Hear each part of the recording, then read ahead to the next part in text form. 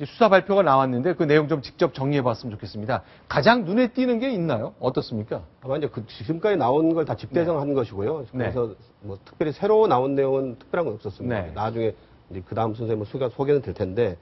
하여튼 일단 규모 자체가 이 3개월 동안 이 침몰 참사 나자마자 바로 수사에 착수하지 않았습니까? 그래서 일단 뭐 선장 선원들부터 다 구속을 했고요. 그래서 일단 이 총 331명이 입건이 돼서 139명이 구속이 됐습니다. 그러니까 되게 이제 1980년대 소위 시국 사건, 무슨 건국대 농성 사건이라는 이럴 때 몇백 명씩 한꺼번에 구속된 적이 있는데 정말 이렇게 정말 뭐 10명씩, 뭐 2명씩, 3명씩 이렇게 해가지고 그동안 구속된 게 139명이나 된다는 거. 이게 자체가 굉장히 이 사건의 어떤 특징인 것 같고요. 자, 그러면 단일 사건으로 139명이 오늘까지 100일 동안 구속이 됐습니다. 자, 이번에 나온 그 수사팀이 사진을 몇 장 공개한 게 있는데 그걸 좀 소개해 주셨으면 좋겠어요.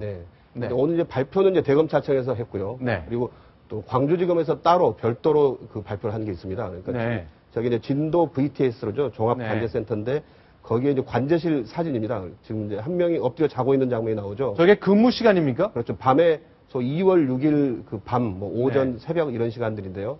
이제 원래는 저게 2명이 근무를 해야 됩니다. 그러니까 2명이 나눠서 모니터를 보고 있어야 되는데 그것도 이제 한 명만 근무를 했고 둘이 있어야 되는데 한 명만 있었고 한 명마저도 신문을 보고 있거나 엎드려 있거나 자리가 비워져 있거나 이런 일들이 벌어진 거죠. 그래서 이제 두 개로 나눠서 봐야 된다는 무슨 얘기냐면은 이렇게 해상도가 좋은 걸로 두 개로 나눠서 이 자기 관할 구역 해역을 둘로 나눠서 봐야 되는데 한 명이 보게 되면 한 명이 그 바다 전체를 봐야 되거든요. 그래서 해상도가 떨어지는 걸 봐야 되고 그렇기 때문에 소위 그 세월호가 침몰하던 그 당일도 이제 이런 근무 형태가 지속되면서 그 한 8시 50분에서 9시까지 10분 정도 그 세월호가 침몰했다는 것 자체를 파악을 못한 거죠. 그래서 대응 자체가 늦었던. 그래서 오늘 이제 검찰에서도 그 발표를 하면서 이제 뭐 천인 공노할 일이었다. 정말 참담한 심정이었다며 이런 표현들을 했습니다. 자, 그러니까 저희가 지금 봤던 사진들이 뭐 피곤하면 잠시 좀 눈 붙일 수 있는 것 아니야 라고 말하는 게 아니죠. 그렇죠. 24시간 한 틈의 빈틈도 없이 지켜봐야 되는 규정대로 근무를 시켰었는데 소위 이제 교대 근무를 계속 해가면서 1시간씩 해가면서 그 모니터에서 절대로 누울 때서는 안 되는 거죠. 이상한 상황이 발생하면 바로 조치를 취해야 되는. 자, 이렇게 시작됐던 세월호 우리의 많은 문제점을 드러냈는데 진상 규명을 위해서 특별법까지 만들어야 되잖아요. 근데 국회가 그 역할 제대로 못하고 있습니다. 오늘 또 만났는데 성과 어떻습니까? 성과가 있다고 보기는 참 어렵습니다. 월요일 아침마다 새누리당 이완구, 새정치민주연합 박영선 원내대표가 회동을 하고 있습니다. 이른바 주례 회동인데요. 오늘 두 가지를 합의했다고 발표를 했습니다. 첫 번째는 17일 이후에 중단됐던 세월호 특별법 TF를 즉시 재가동한다. 두 번째는 이 TF에 협상 전권을 부여한다. 그러니까 당 지도부가 여기에 어떤 코치를 하는 게 아니라 이 TF에서 정하는 대로 당 지도부도 전폭적으로 지원을 한다. 이런 내용입니다. 그런데 문제는요. 이 세월호 특별법이라고 하는 것은 가장 큰 골자가 이 진상규명을 위한 조사위원회를 설치한다는 내용인데요. 이 진상조사위가 독자적인 수사권을 갖느냐, 마느냐가 가장 핵심 쟁점인데 오늘 여야 원내대표 회동에서도 이 최대 쟁점에 대해서는 논의가 이루어지지 않았습니다. 그러니까 어떻게 보면 변죽만 올렸다. 과연 이렇게 해서 세월호 특별법이 제대로 제정이 되고 순항할 수 있겠느냐 이런 지적이 나오는 겁니다. 자, 그러니까 일단 세월호 유족이나 아니면 저 새정치민주연합에서는 조사위한테 수사권 주자, 주자. 이게 결국 청와대를 상대로 자료 내놓으시오, 사람 나오시오 하는 그것이 가장 핵심적이라는 거죠. 그렇기도 하고요. 이 진상조사위가 경찰이나 검찰 외에 어떤 수사권을 갖는다. 이것 자체가 어떤 법 질서를 좀 훼손하는 그런 우려가 있다라는 목소리는 여전히 많습니다. 오늘 새누리당 김무성 대표도 바로 이런 점에서 지적을 했습니다. 오늘 최고위원회에서 했는데요. 민간인에게 어떻게 수사권을 부여할 수 있나 누구도 결정할 수 없다. 그러니까 다시 말해서 진상조사위의 수사 문제를 대폭 강화하겠다. 이런 약속은 할 수 있지만 민간인도 참여하는 만큼 진상조사위가 수사권을 갖는 것 자체는 반대다. 이런 입장을 얘기를 한 겁니다. 자, 그러면요. 김무성 대표는 이렇게 얘기했습니다만 아무래도 박영선 원내대표는 심재철 특위위원장 맞듣지 않은 것 같습니다. 오늘 새로운 논란이 또 시작됐는데요. 저희가 좀 진실을 크게 한번 짚어보도록 하겠습니다. 먼저 박영선 원내대표 얘기 확인하겠습니다. 세월호 특별법에 대해서 반대 입장을 표명하는 심재철 국조특위위원장 자격이 없는 분인 것 같습니다. 자, 보니까요. 심재철 위원장 자격이 없다. 문제 제기를 했습니다. 이유가 있죠. 네. 왜 그런 겁니까? 네, 그 세월호 국정조사 특별위원회 위원장인 그 한나라당 심재철 그 네. 의원이 네. 지난해에 이어 또 카카오톡 그 문자 메시지 때문에 설화의 네. 휘말렸습니다. 네, 여기 네. 지금 이제 문자 메시지가 나올 텐데요. 네. 그 문자 메시지를 보시면 그 네. 내용이 그 세월호 특별법에 반대한다는 뜻입니다. 여기 네. 보시면 자, 이걸 지금 보시는 건요. 심재철 위원장입니다.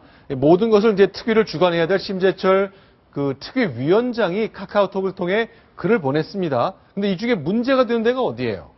네, 그 의사자 지정이나 특례 입학은 찬성뿐만이 아니라 반대 의견도 있는 만큼 왼쪽 네. 그 아래쪽 보시면 되겠습니다. 다양한 왼쪽, 그러니까 아래쪽으로. 중간 아래쪽에. 네. 다양한 여론 수렴이 필요할 것 같다. 네. 이게 무슨 말이냐면 이제 세월호 지금 유가족들은 지금 특별법을 만들어서 이 사람들을 이제 그 이번에 희생자들을 의사자 등으로 지정해 달라고 요구를 하고 있는데요. 네. 그 심재철 의원은 뭐 6.25 때 전사하신 분들도 그렇게 네. 특별법을 정하지 않았는데 이건 약간 좀 무리가 있는 게 아니냐. 네. 이게 이제 그렇게 주장을 하고 있고 네. 이 카카오톡 문자 메시지가 논란이 되자 네. 심의위원 측이 어떻게 얘기를 했냐면 네. 이거는 내 본인의 주장이 아니라 인터넷에 떠돌고 있는 글을 카카오톡으로 옮긴 것뿐이다. 이렇게 해명을 했습니다. 자, 잠깐만 정리하겠습니다. 위원장이니까 사실 네. 굉장히 조심스럽잖아요. 그렇죠. 그런데 글을 돌렸습니다. 카카오톡으로 돌렸는데 거기에 아니 단원 고등학교 학생들이 충격받은 건 사실이지만 모두가 대학 입시에 목을 매는데 아니 이걸 특례 입학해 주자고 이거 안 된다라는 글이 메시지가 담긴 네. 글을 돌린 거네요. 네. 그러니까 야당과 유족들이 팔쩍 뛰는 예, 거군요. 편향된 시각을 가진 사람이 네. 국정조사 특별위원회 위원장이라는 것 자체가 말이 안 된다는 게 유가족 측의 주장이고요. 그 주장은 뭐 일견 타당성이 있어 보입니다. 네. 네. 자, 그런데 이제 실제로는 어땠습니까? 큰 틀에서 볼 때 실제로 심재철 위원장은 그렇게 좀 편향된 생각을 갖고 있는 건가요? 그러니까 뭐 본인은 이제 이게 인터넷에 떠돌던 네. 글을 이제 그러니까 옮겼을 뿐이라고 주장하지만 이제 아까 처음부터 말씀드렸지만 여기 나오지만 이제 내 개인의 견해와는 다를 수 있다고 주장을 하지만 심의위원이 카카오톡 가지고 설화를 일으킨 게 한 번이 아니거든요. 네. 지난해 같은 경우에는 네. 저 국회에서 네. 그러니까 스마트폰을 들여다보다가 문자 메시지 지금 이렇게 기자들한테 해명을 하고 있습니다. 이게 내 의견이 아니다. 네. 이제 의무로 해명을 하고 있는데 유가족들하고 야당은 지금 이걸 전혀 납득을 못 하고 있는 거고요. 네. 지난해 같은 경우에는 뭐 그 누드 사진 소위 누드 사진 논란이라고 해서 이제 그 스마트폰으로 이제 누드 사이트를 이제 뭐 훔쳐보다가 이제 난리가 났었는데 그때도 심의원이 어떻게 변명을 했냐면 네. 이것도 다른 사람이 나한테 문자 메시지를 보냈는데 그 창을 눌렀더니 그 이상한 사이트로 이동을 하더라. 그러니까 나는 억울하다. 뭐 이렇게 그런 해명을 했기 때문에 아니요, 그런데 네. 작년에 국회에서 누드 사이트에 연결된 네. 그 사진 본 것과 네. 이것이 네. 자신의 생각인지 아닌지 하고 무슨 상관이 있는 거예요? 상관이 있나요? 그러니까 그 유가족은 그러니까 네. 이거는 이제 고의로 그러니까 심의원이 그러니까 본인 생각을 가지고 있기 때문에 이런 메시지를 남한테 보냈다고 주장을 하는 네, 거고요. 네. 심의원 측은 나는 단순히 전달자에 불과하다. 누가 이런 메시지를 보냈는데 그걸 내가 다른 사람한테 보냈을 뿐이다라고 네. 주장을 하는데 뭐 약간 양측의 주장이 팽팽하게 맞섰는데 어떤 측이 맞을지는 뭐 시청자 네. 여러분께서 판단하실 수 있을 것 같습니다. 오해 소진 좀 있겠습니다. 네, 그러니까 굉장히 논쟁적인 네. 글을 보내면서 이런 게 있는데 난 이 생각과 좀 다릅니다라고 네. 꼬리표를 달긴 했습니다만 유족들이 볼 땐 좀 불편하겠죠. 네. 불편하더라도 이 네. 세월호 특별법은 절대 어떤 감정적으로 처리할 네. 문제가 아니거든요. 네. 그래서 그 보상 문제라든지 네. 이런 거를 투명하게 네. 유가족이 원하는 것 그리고 네. 여야는 지금 어떤 입장인지를 공개해서 네. 접점을 찾아보는 것이 어떨까 그런 네. 생각이 듭니다. 알겠습니다. 자, 세월호 특별법 참사 발생한 지 100일이 지났지만 아직 안 만들어지고 있고요. 남들은 3년 정도를 아주 깊이 있게 분석해서 큰 국가적 대안을 내놓는다고 하는데 저희는 시작하는 데만 해도 시간이 너무 오래 걸리고 있습니다. 정치권의 분발을 촉구하겠습니다.